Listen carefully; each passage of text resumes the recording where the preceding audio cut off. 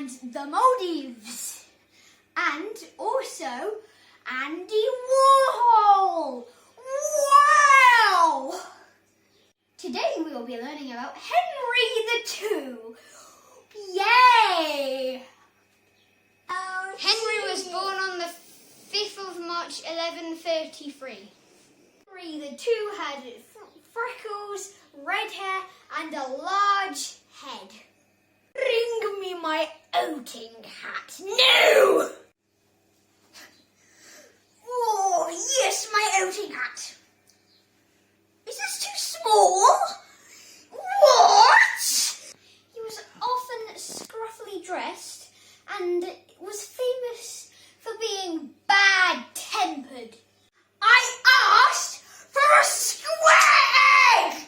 Ah!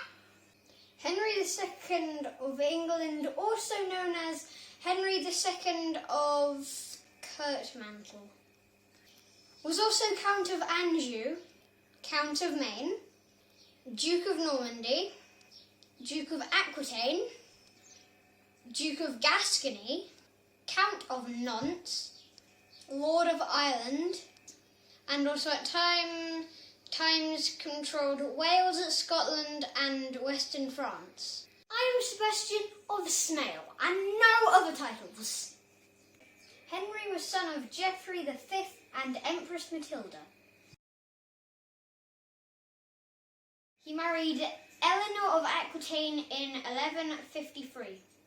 Bring me my wedding hat!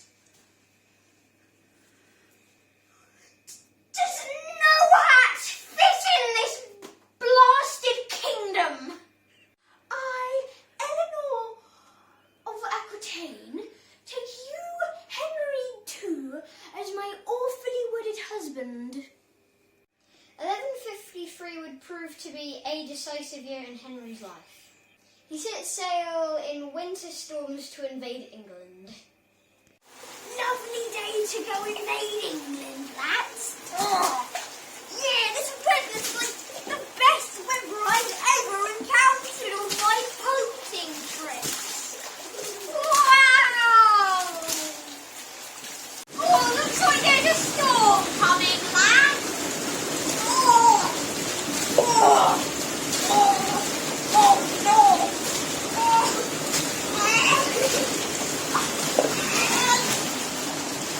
A year after that, in 1154, he was crowned king.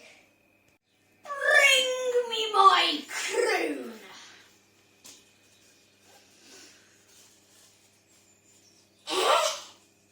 What does one just have to do?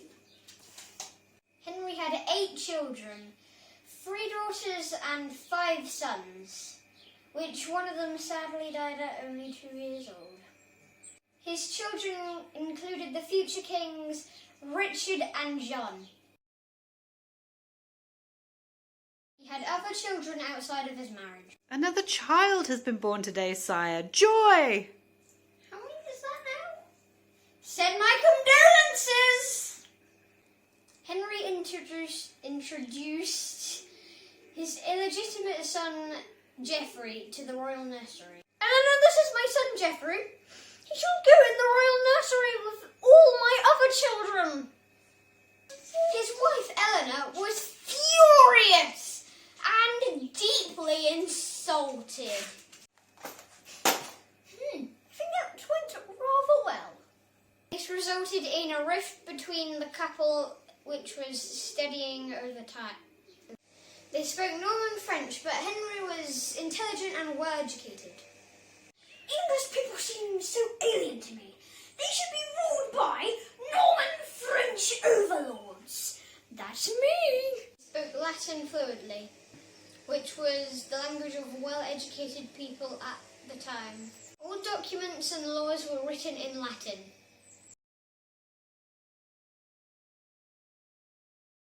Henry was unhappy because the law wasn't the same everywhere in England. His changes developed the common law. Henry had an impact on the law. I am doing some really good things for the law. He would be applied the same way in all towns and villages, so everyone was treated fairly. One of the biggest events during his rule was the killing of Thomas Becket. They started arguing when Becket became Archbishop of Canterbury.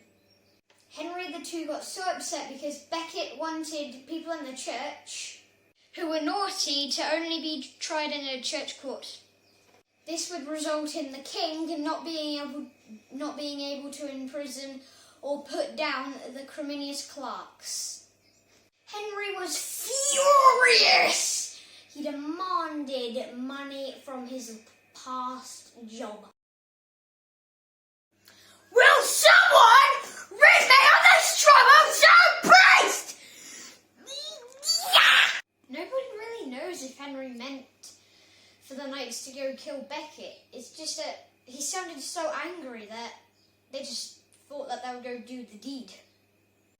At dusk, on the 29th of December, 1170, Archbishop of Canterbury, Thomas Becket, was murdered in the half-light of his own cathedral by 4 knights. They arrived in the afternoon to see the Archbishop, claiming they had a message from Henry II. But soon a violent argument broke out and Becket ran to his cathedral. Knight 1, bonk him on the head. Knight 2, that's me, smote him. Knight 3, slash him in the stomach. And Knight 4, watch and learn. But the knights demanded that he became their prisoner, but Becket said, no! The knights tried to haul Becket out of the church, but Becket said once again, no! No, no, no! In all the fuss, they drew their swords and one of them bonked Becket on the head. Bonk! Blood streamed down his face, and once again he said, no! One of the knights, Richard, smote him in the head. Smote! So hard that his sword broke. It's either that Becket's head is as tough as titanium, or he bought his sword at the dollar store. Oh, it broke! The smoting was so hard that it cut the top part of Becket's head clean off. One of the other knights thought it was a brilliant idea to scoop out his brains with the pointy bit of his sword. Bit gross. Yeah. Scooping out the brains. Scooping out the brains. Scooping out the brains. It was a crime in itself. The status of the victim and the holiness of the place. It was an outrage beyond compare. Not to mention a bit rude. Also in 1170, Henry's oldest son, Henry, was really annoyed because his dad, he took away his castles, which his dad gave him previously, to his youngest son, John. Bit annoying. Henry Jr. burst into an open rebellion! Supported by France and Scottish London, and also some of his brothers and his mother, Eleanor, who didn't really like Henry anymore, waged war for over a year! I am your father! Show some respect, you filthy child!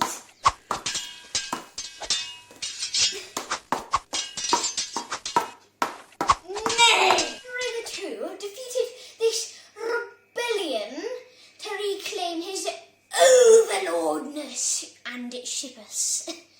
But he was in a state of misery and distrust.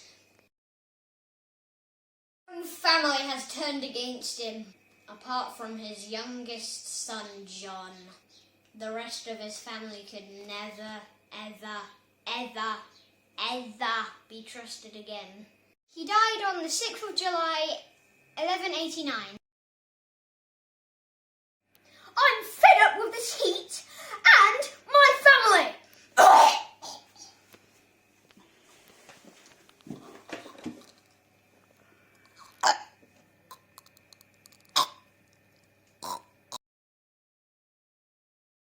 Be de Fontevaux.